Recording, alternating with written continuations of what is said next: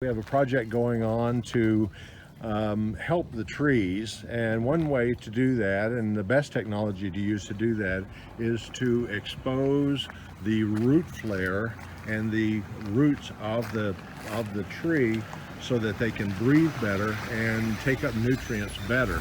And the technology that we're using to do that is called an air spade. An air spade is compressed air that is injected into the soil and throws out the soil from around the roots.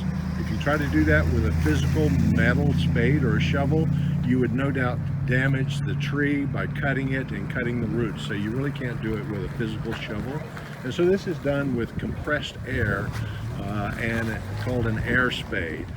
So here we have an arborist with us who's going to explain this process and the value of the process for this tree. This is an ironwood tree, a very valuable tree in the community. And so our arborist here today is Brian Steinauer, and he's going to be explaining a little bit about this tree and the process and why this is so important. Brian? Good afternoon. So in this particular case, the depth of the tree is extremely too deep. The deeper you go in the soils in Arizona, the less oxygen there is.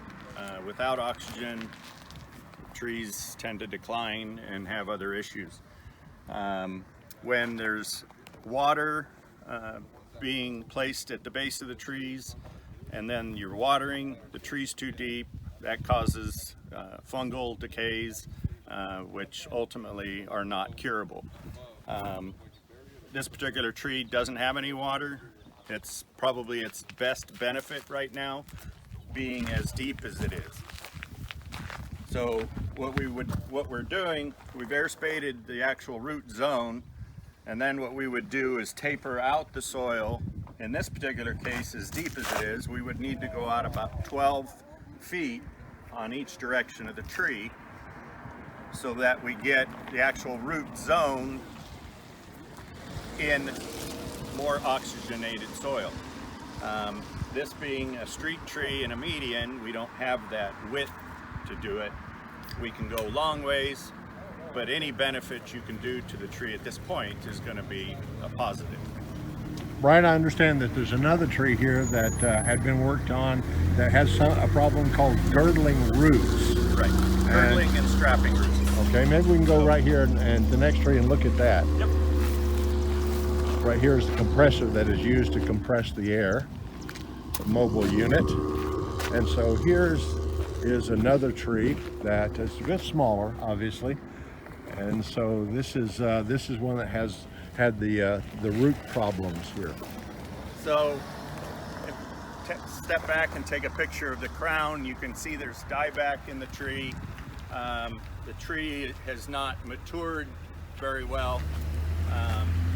And when it comes back in, we'll show you where there's strapping roots that are ultimately choking off nutrients for main roots.